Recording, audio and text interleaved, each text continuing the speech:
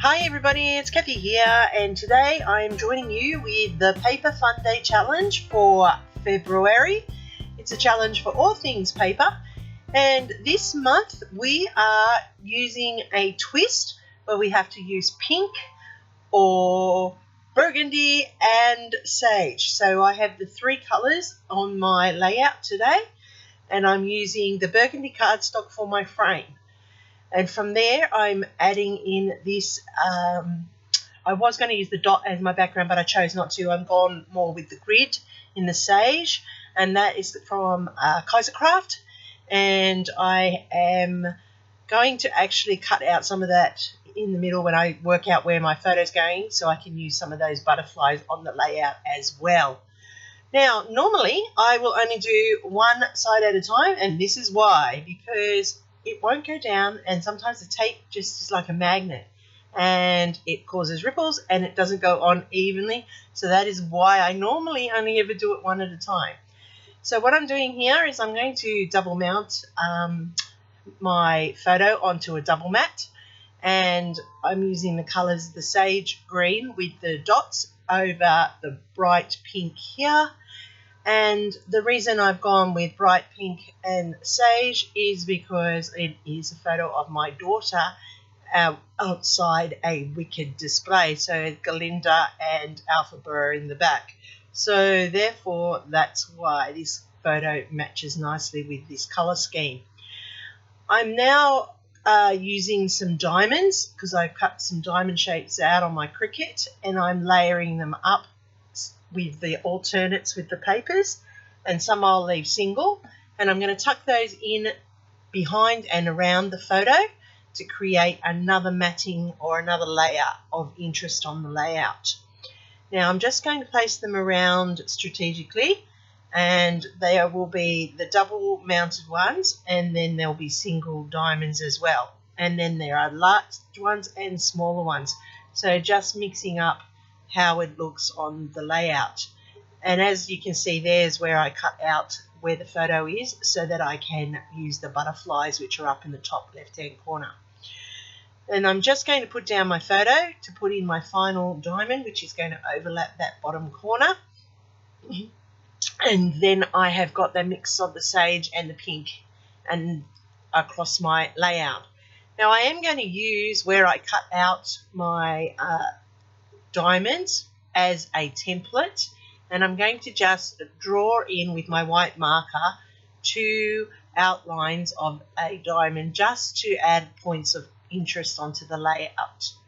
Now I have also gone ahead with my dies, and I cut out all of these flowers using the papers so that they are complementary to the layout, and it's just a matter of mixing and matching so that they look balanced when they're placed together, and that there is a nice mix between all of the flowers.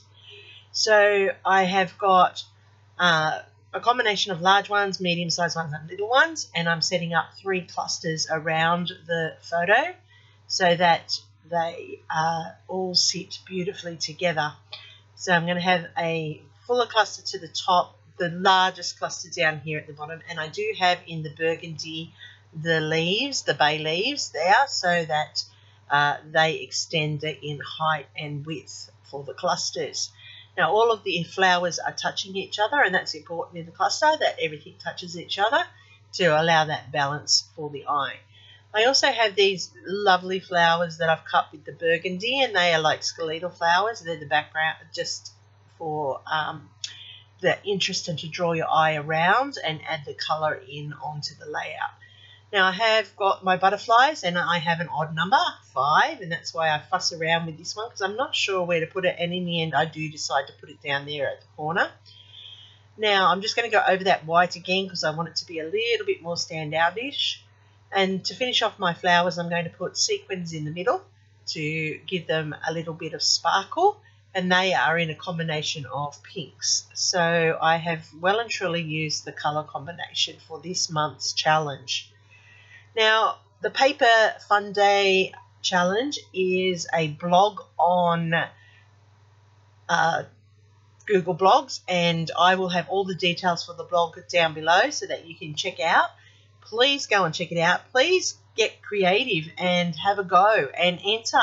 You might win. You never know. So it is a challenge. So don't forget, don't be afraid. Enter it onto the blog challenge and share your creativity with this colour scheme.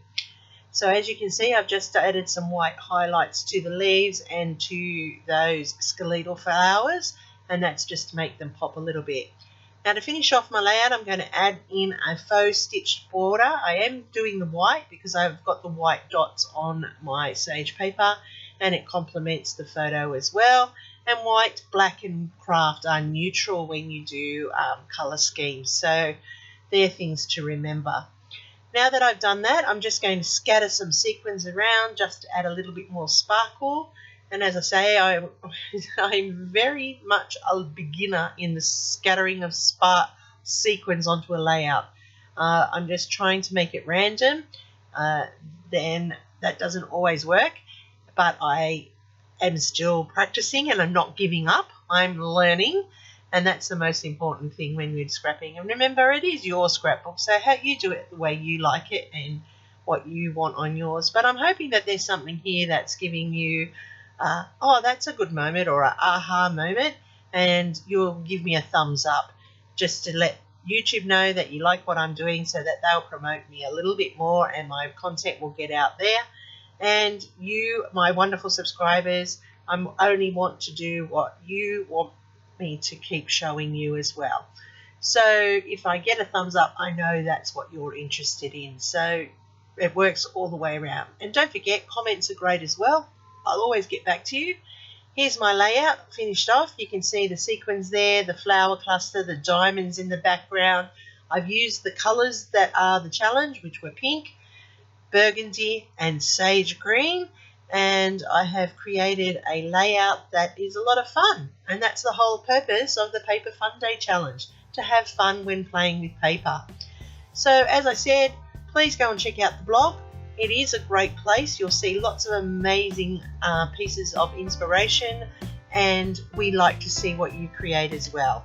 So don't be afraid to have a go, and I really am pleased that you are here today, and I do appreciate that all my subscribers keep coming back. Don't forget to leave me a comment. I will get back to you.